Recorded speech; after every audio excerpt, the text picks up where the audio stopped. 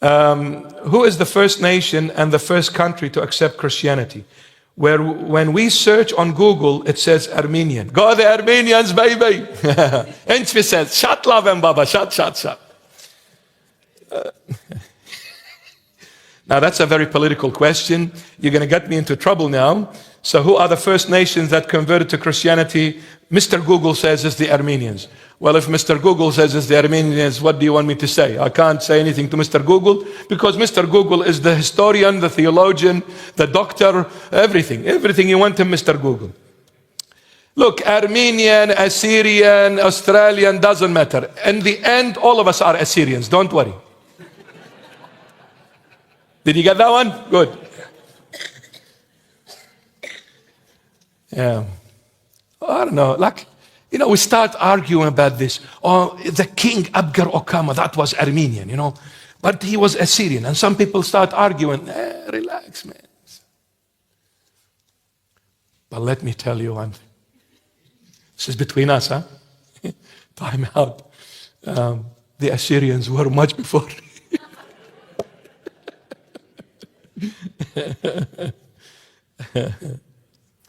But one thing about the Armenians, our beloved Armenian people, they were one of the early settlers in the Holy Land because there were some Armenian people that were in the Roman army. When Titus came in 70 AD and knocked down the temple and Jerusalem with it, in that army there was Armenian people. So Armenian have settled in the Holy Land since 70 AD. Yeah. But the Assyrians were taken to the Holy Land way before AD. It was in the BC. Sorry. Well, Mr. Google says it's the Armenians. No hard feelings. Armenians, Assyrians, they lived together for a long time and very close, culture-wise, everything is very close. So at the end of the day, we all come from Adam and Eve, our parents, so we are one family. Amen? I just want one question that is simple, and I'll leave you with it.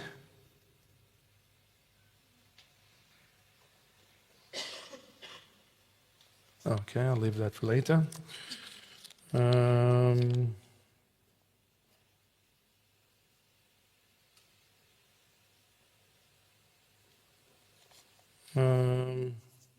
Let's see. I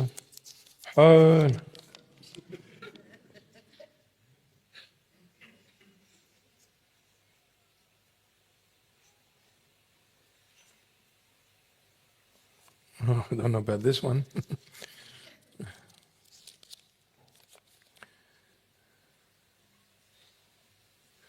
Why do they refer to Jesus as the son of David? Because he comes from the lineage of David. He comes from the lineage of David.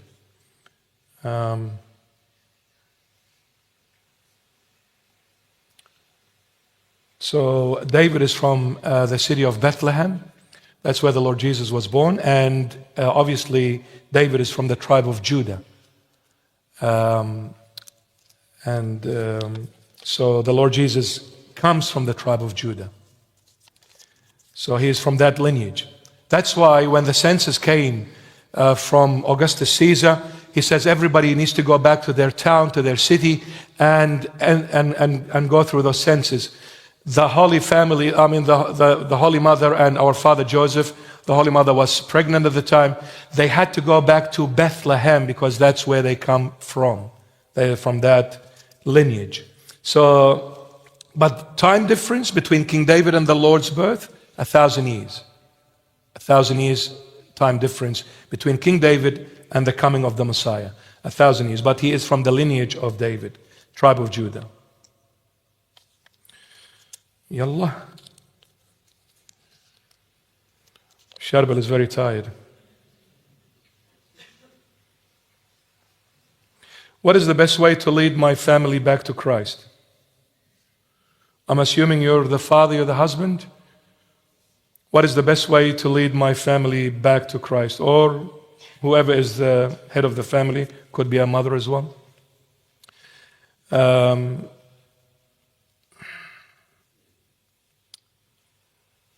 Show Christ to them. Don't just talk. Put those words into action. Reflect Christ in you, in your life, at home. That's where it begins. Reflect Christ to the family at home.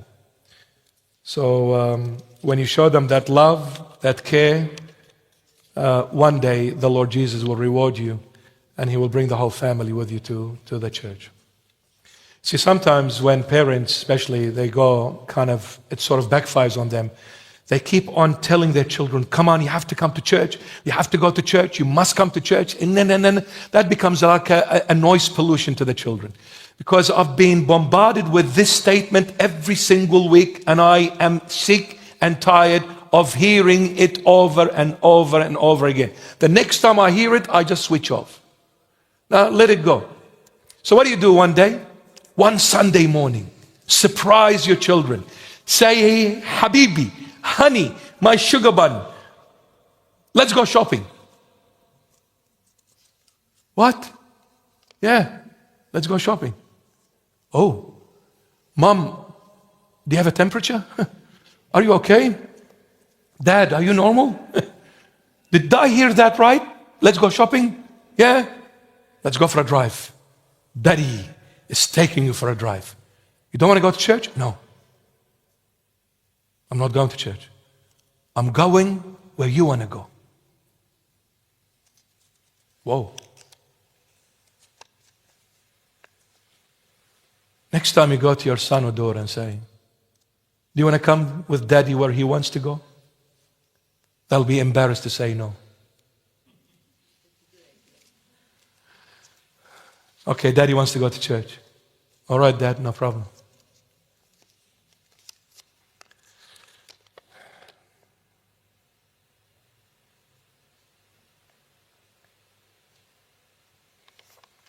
Good question.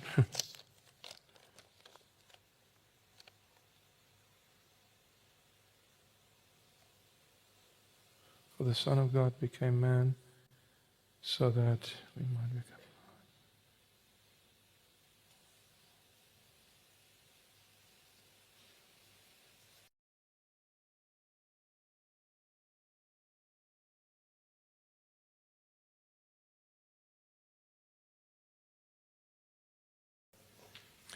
What is the best way to be patient?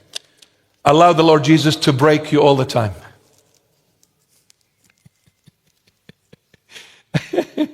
Oh no. Did I say that? I'm in trouble now. He's going to have to be breaking me a lot. Patience can only come when we begin to understand who we truly are. Patience can only come when we truly begin to understand who we truly are. And what I mean by that, when everything is fine with me, when everything is going right with me, I'm in good health, in good shape, financially I'm sound, everything is going beautiful, the business is booming, everything is going right.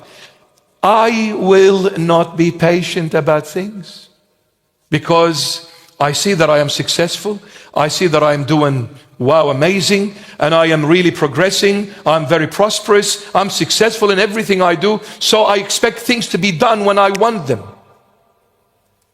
But when I fail, that failure, it's like hitting on the brakes. Instead of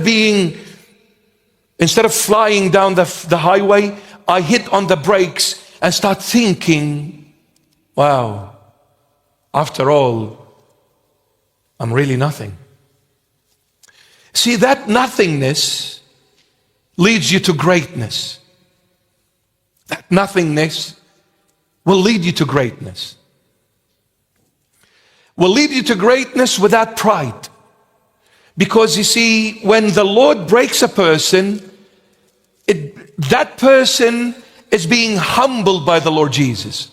He will reveal to you how much capable you are, how faithful you are, how loyal you are, how wise you are. You realize that I thought I was, but that failure just revealed to me that it was all nothing but a fantasy. I'm not that great. I'm not that smart. I'm not that strong.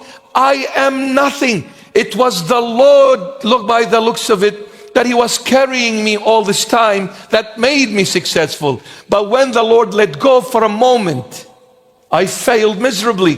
Why? Because the Lord wants to teach me that when you are successful, it is I, Jesus Christ, not you. It is I.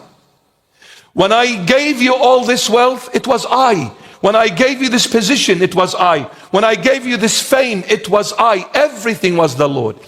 And until we come to this realization, not just saying it, but living it, until we come to live this truth, we can never be patient. Especially when somebody does something wrong towards us. This requires patience more than anything else.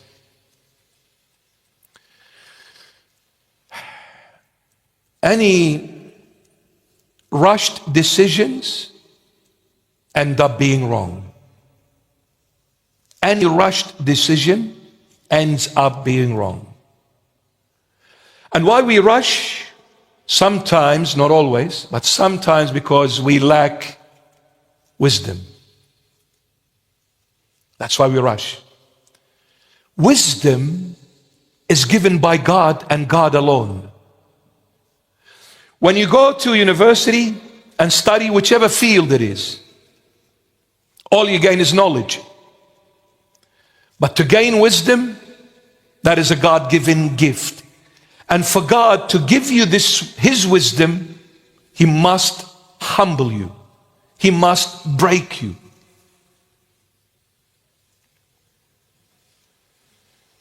Read in the book of Joel, one of the prophets of the Old Testament, chapter 2. God, the Lord God is speaking through Joel. He says, in the end of times, I will pour out my spirit upon you and your children, your daughters. They will see visions. They will see dreams. I will pour out my spirit. Pouring out applies to water. When I ask somebody for a glass of water, I'll say, can you please pour me a glass of water? That is the terminology we use when we pour water, because water is poured. Now, how does water travel? The only way water travels is from top to bottom. It can only go downward.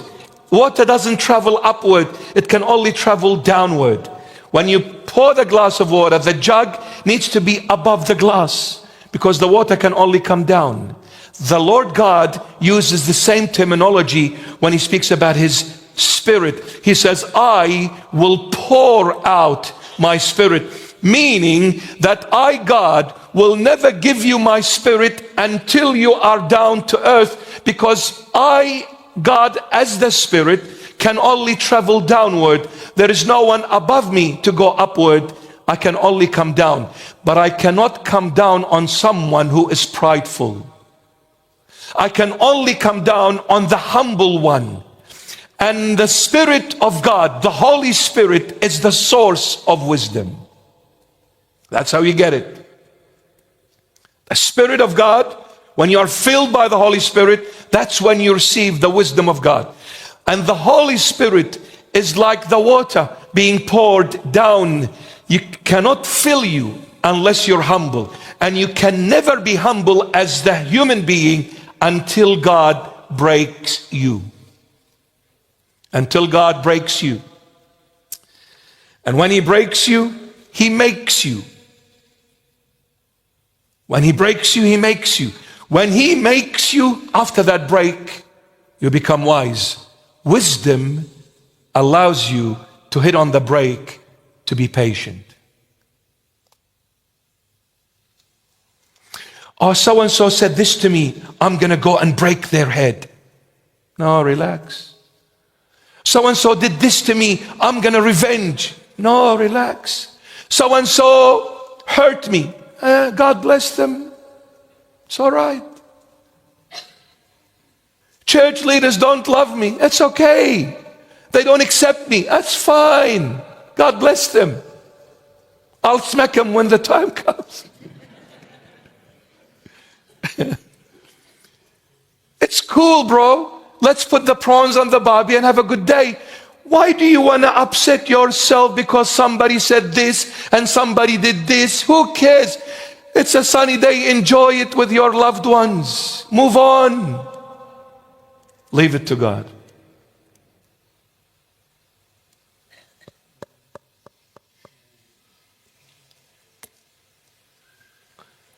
The Lord knows how to avenge things for you. He's perfect. Leave it to God. Maybe that patience will save your enemy. And when I say enemy, maybe to some people, it's somebody that hurt you. The only enemy to a true Christian, to a true believer, is Satan. There is no human being as your enemy, even if they took your eye. They are not your enemy. They're my children. Why? It takes God to make you like that.